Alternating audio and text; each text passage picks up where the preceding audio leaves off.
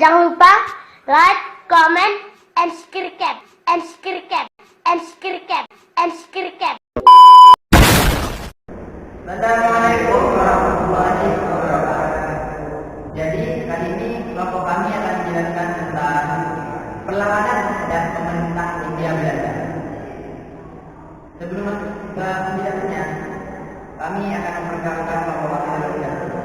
Saya Rahmat Faizal sebagai ketua dan ini ada Maulana Ismail ini sebagai presiden dan ini ada Ahmad di rumah sebagai presiden. Langsung saja kita ke video. Jadi di sini saya lihat sebagai presenter akan menyajikan hasil versi saya. Perlawanan terhadap pemerintah Hindia Belanda terjadi di berbagai daerah di Indonesia. Abad 19 merupakan sejak perlawanan rakyat Indonesia di berbagai daerah menentang pemerintah Hindia Belanda. Kegigihan perlawanan rakyat Indonesia menyebabkan Belanda mengalami krisis keuangan dan untuk membiayai perang. Perlawanan di berbagai daerah tersebut belum berhasil membuahkan kemerdekaan. Semua perlawanan dipadamkan dan kerajaan-kerajaan Indonesia semakin mengalami keruntuhan. Bagaimana perlawanan rakyat Indonesia pada abad 19? Saya akan menunjukkannya pada perlawanan tersebut melalui penjelasan di bawah ini. Yang pertama, perang Saparua di Ambon. Kalian mengingat kekuasaan Inggris yang menggantikan Belanda pada tahun 1811 sampai 1816. Peralihan kekuasaan tersebut menyadarkan rakyat bahwa Belanda adalah yang paling kuat. Ketika Belanda kembali berkuasa di Indonesia pada tahun 1809, rakyat Ambon melakukan perlawanan di bawah pimpinan Thomas Akulesi atau yang disebut Patimura. Patimura memimpin perlawanan di Jepura dan berhasil merebut benteng Belanda serta membunuh Etienne van den Berg. Dalam perlawanan tersebut turut serta ulang pahlawan wanita bernama Christina Martha Tiahamu yang merupakan istri tunggal dari Paulus Tiahamu, yaitu teman dari Kapten Patimura. Perlawanan Patimura dapat dikalahkan ketika bantuan dari Batavia datang. Patimura bersama 3 pengikutnya ditangkap dan dibunuh. Yang kedua itu perang Panderi di Sumatera Barat, Minangkabau. Sumatera Barat merupakan salah satu pusat gerakan kebangkitan Islam di Indonesia. Gerakan pemurnian ajaran Islam dibawa oleh para haji yang pulang dari Mekah. Tokohnya adalah Haji Miskin, Haji Senani, Haji Piagam. Kelompok pembahasan Islam di Sumatera Barat ini disebut kaum Badri. Mereka terpengaruh oleh pembahasan Islam di Timur Tengah dan menggelarkan semangat kembali pada kebangkitan Islam. Ide pembahasan kaum Badri berbenturan dengan kelompok adat atau kaum Konghucu. Belanda membuat perselisihan tersebut dengan mendukung kaum adat yang posisinya tidak terjepit. Perlawanan kaum Badri dengan sasaran utama Belanda meletus pada tahun 1821. Kaum Badri dipimpin oleh Tuan Putri Monggojol atau yang bernama Muhammad Syahab dan Tuan Sunan Jahri beserta Tuan Sultan Butai dan Tuan Sunan Alasan. Perlawanan kaum Badri berhasil membuat Belanda terpojok. Sementara itu, Belanda menghadapi perlawanan di Diponegoro pada tahun 1825 sampai 1870. Belanda sadar bila pertempuran dilanjutkan, Belanda akan kalah. Belanda pun mengajak kaum Badri berdamai, yang diwujudkan di Monjol tanggal 15 November 1825. Selanjutnya, Belanda berkompetisi lagi dengan perang di Diponegoro. Belanda berhasil memadamkan perlawanan di Diponegoro. Setelah itu, Belanda kembali melakukan penyergapan terhadap kaum Badri. Kaum adat yang selalu bermusuhan dengan kaum Badri akhirnya mendukung perjuangan kaum Badri. Bantuan dari Aceh pun juga datang untuk mendukung perjuangan Badri. Belanda benar-benar menghadapi musuh yang tangguh. Belanda melakukan sistem pertahanan benteng Tersen, benteng Romdekok di Bukit Tinggi, dan benteng Fort van der Kapel merupakan 2 benteng pertahanannya. Dengan senjata tersebut, Belanda akhirnya menang, yang ditandai dengan jatuhnya benteng pertahanan Badri di Bojol pada tahun 1837. Tuan Putri Monggojol ditangkap, kemudian dialihkan ke Priangan, dan kemudian dipindahkan ke Ambon dan terakhir di Manado hingga wafat pada tahun 1844. Berakhirnya perang ini membuat kekuatan Belanda di Minangkabau semakin kuat. Keadaan ini kemudian usaha Belanda untuk menguasai wilayah Sumatera yang lain. Yang ketiga itu perang Diponegoro 1845 sampai dengan 1850. Perang Diponegoro merupakan satu perang besar yang terjadi Belanda. Perlawanan Pangeran Diponegoro tidak lepas dari kegelisahan rakyat. Pajak-pajak yang dilakukan pemerintah Hindia Belanda dan kebijakan ekonomi lainnya menjadi sumber penderitaan rakyat.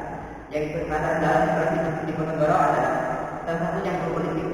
Tangan Belanda adalah dalam urusan politik kerajaan. Kerajaan yang Jakarta terjadi ketika pada tahun 1822. Hamengkubuwono IV wafat di dalam keraton Idul Perpindahan Agung Gantinya. Saat itu putra mahkota yang baru umur 3 tahun. Keadaan ini menjadi kesempatan bagi Belanda untuk campur tangan dalam urusan kerajaan. Beberapa tindakan Belanda yang dianggap menjadikan harga diri dan nilai budaya masyarakat menjadi penyebab dari kebencian rakyat kepada Belanda.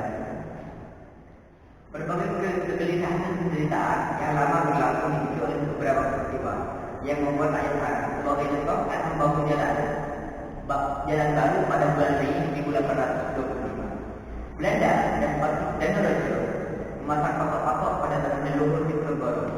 Terjadi perselisihan saat pengikut Diponegoro dan Raja mencari patok-patok tersebut.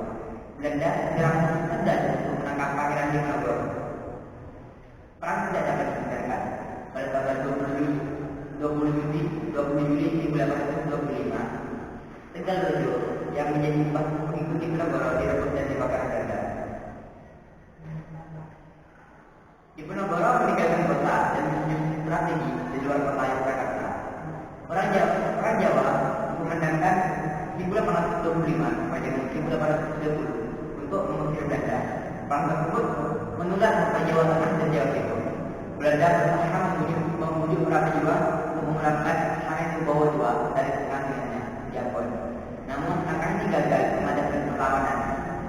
Selanjutnya Belanda menerapkan siasat betek dan dengan strategi Belanda memecah belah diri pasukan musuh. Belanda menangkap Kiai Haja dan Pangeran Mangkabumi.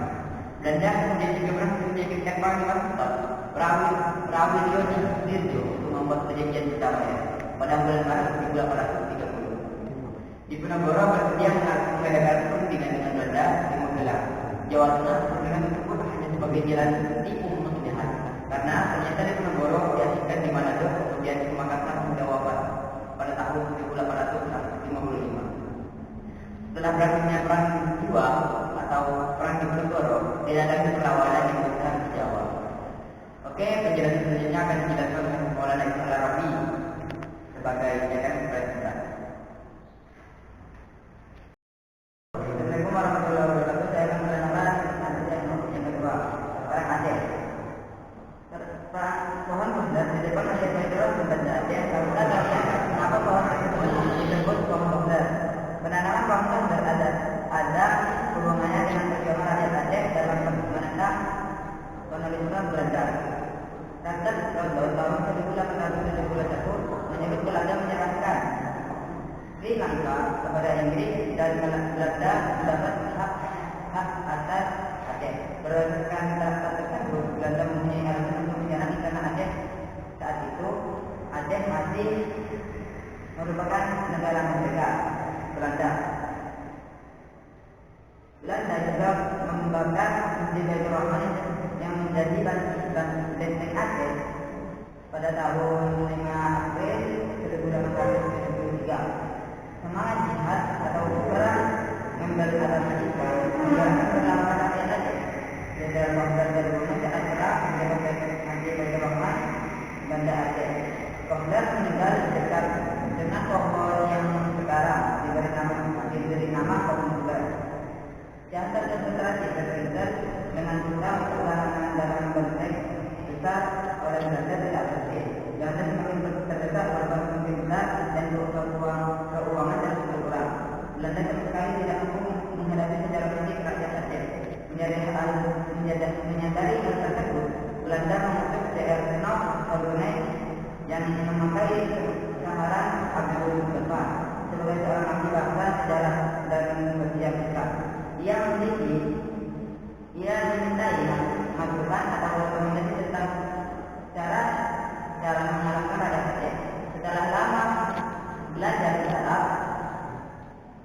selanjutnya memberikan saran-saran kepada Belanda mengenai cara mengalahkan orang Aceh. Menurut Brunek, Aceh tidak mungkin dilawan dengan kekerasan, sebab karakter orang Aceh tidak pernah menyerah. Jiwa lihat orang Aceh sangat tinggi. Poin yang kedua,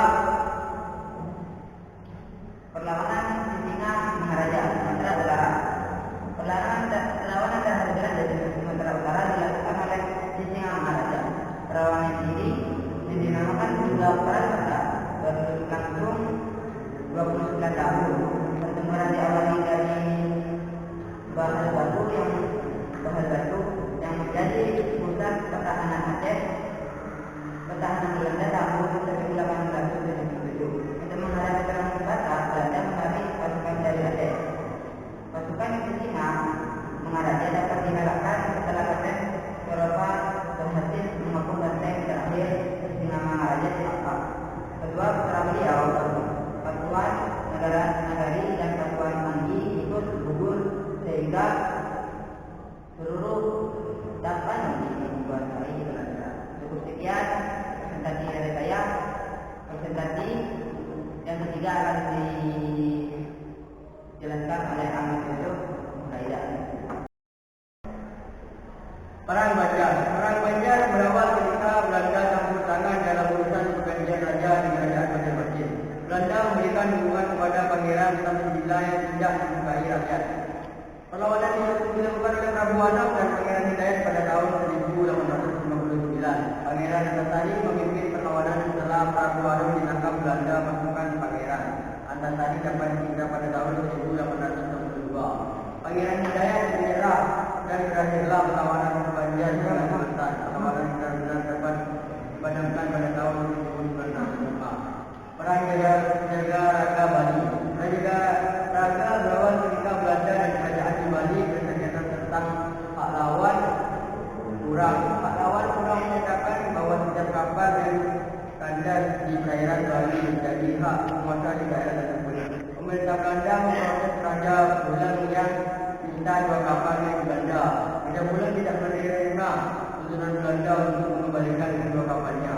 Pertikaian ini menyebabkan Belanda melakukan serangan terhadap kerajaan Bulang pada tahun 1846. Belanda berhasil menguasai kerajaan Bulang sementara Raja Bulang menyingkir ke Jagaraga dibantu oleh kerajaan Karangasem.